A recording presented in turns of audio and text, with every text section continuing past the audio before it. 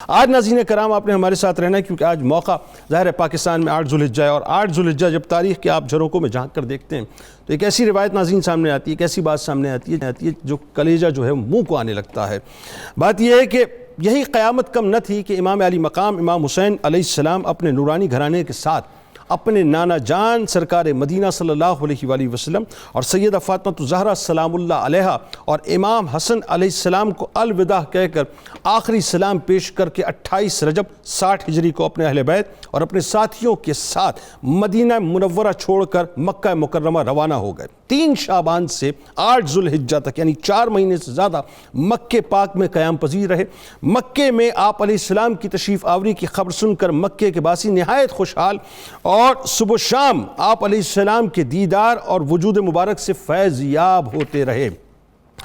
مگر یہی وہ موقع ہے ناظرین جب کوفیوں کے بے شمار دعوت نامے امامت کے لیے امام علی مقام امام حسین علیہ السلام کو موصول ہوتے رہے، اور یہی وہ موقع ہے جب یزید امام علی مقام امام حسین علیہ السلام کے مبارک نورانی خون کو حرم پاک میں بہانے کی تیاری کر رہا ہے۔ 8 ذوالحجہ سن 60 ہجری کو کم و بیش 82 افراد پر مشتمل اہل بیت اطہار کا نورانی قافلہ اپنے اصحاب کے ساتھ قدسیوں کے جلوہ میں اپنی اس منزل کی جانب چل پڑا جس منزل کا تعین قدرت کے کارخانے میں پہلے ہی کیا جا چکا ہے۔ اکابر صحابہ کرام رضوان اللہ تعالیٰ علیہم اجمعین اور اہل علم و تقوی پریشان ہیں، زمین و آسمان پر مکمل طور پہ سکتہ طاری ہے اور فضا مکمل طور پہ خاموش ہے۔ تقدیر اپنا کلیجہ تھامے ہوئے ہے کہ آج گلشن فاطمہ الزہرا سلام اللہ علیہا کے پھول کوفے کی جانب نہیں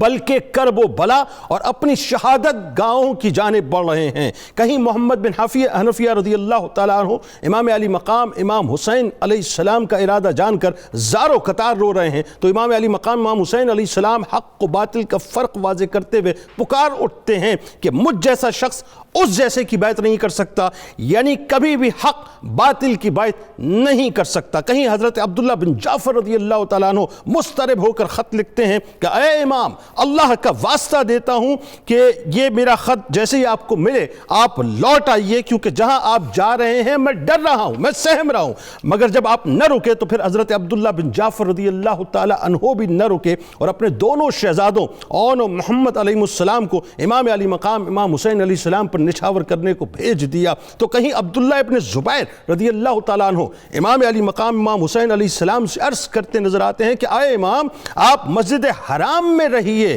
میں آپ کی زیر قیادت باطل سے ٹکرانے کے لیے لوگوں کو جمع کروں گا۔ ناظرین کرام، یہ وہ موقع تھا، یاد رہے یہ وہ موقع تھا کہ جب امام علی مقام امام حسین علیہ السلام چاہتے تو فل فورس کے ساتھ پوری طاقت کے ساتھ اپنی طاقت کا اپنی قوت کا اظہار کرتے، مگر جن کے جد کعبے بنانے والے اور جن کے نانا کعبے کو بتوں سے پاک کر کے اللہ کا حقیقی گھر بنانے والے ہوں تو پھر یہ کیسے ممکن ہو ناظرین کہ ان کے نواسے کعبے کی حرمت بچانے اور اس پر اپنا سب کچھ قربان کرنے کے لیے تیار نہ ہو۔ اس عظیم نواسی کی ناظرین زبان اقدس سے حرمت کعبہ پر اپنی جان قربان کرتے ہوئے تاریخ جملے ادا ہوتے ہیں کہ اگر میں ایک بالشت بھر اس مسجد کے باہر قتل ہو جاؤں تو واللہ میں اس بات سے بہتر سمجھتا ہوں کہ ایک بالشت بھر مسجد کے اندر قتل کیا جاؤں۔ اور کہیں عبداللہ ابن عباس رضی اللہ تعالیٰ عنہ نے امام علی مقام امام حسین علیہ السلام کی خدمت اقدس میں عرض کیا کہ اے رسول خدا صلی اللہ علیہ وآلہ وسلم کے فرزند، آپ یا تو مکہ میں ٹھہرے یا پھر یمن کو چلے جائیں، کیونکہ وہاں آپ کے حمایتی ہیں۔ امام علی مقام امام حسین علیہ السلام نے فرمایا کہ بنو امیہ نے مجھ سے ہاتھ نہیں اٹھائے، لہٰذا یا تو یزید کی بیعت کر لوں جو کہ محال ہے یا پھر شہید ہو جاؤں، یعنی دنیا سن لے کہ ایک حق ہے اور ایک باطل۔ اور امام علی مقام امام حسین علیہ السلام ناظرین نانا جان کے دین کے وہ کسٹوڈین ہیں، مجھے کہنے دیجئے، جو حق میں بھی عظیمت کے راستے کا چناؤ کرتے نظر آتے ہیں اور دنیا کو یہ پیغام دیتے نظر آتے ہیں۔ ناظرین کرام، اب اس کی ایک بنیادی وجہ ہے، اور وجہ یہ ہے کہ میں جملہ ادا کرنا چاہتا ہوں، اور یہ میرا عشق بھرا جملہ نہیں ہے، یہ حقیقت بھرا جملہ ہے، اور جملہ یہ ہے کہ آپ عام نہیں تھے، آپ عام نہیں تھے بلکہ امام تھے. عام ہوتے تو رخصت کا راستہ اختیار کرتے، مگر چونکہ امت کے امام تھے اسی لیے عزیمت کا راستہ آپ نے اختیار کیا. ناظرین کرام، امام علی مقام امام حسین علیہ السلام آج اس کرب و بلا کی جانب روانہ ہو رہے ہیں جہاں ان کی مبارک سواریاں اور ساز و سامان اتارا جائے گا، جہاں اہل بیت اطہار اور اصحاب اہل بیت کا مبارک نورانی خون بہایا جائے گا. اسی سفر میں مشہور شاعر فرزدق نے امام علی مقام امام حسین علیہ السلام کی بارگاہ میں عرض کیا تھا کہ کوفیوں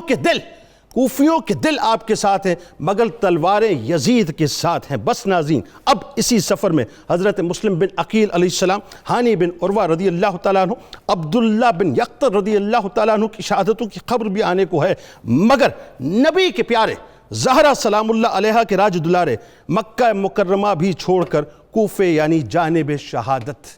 منزل شہادت نکل چکے ہیں. ناظرین کرام، آج بس تذکرہ پاک ہوگا انہی نورانی قافلے والوں کا.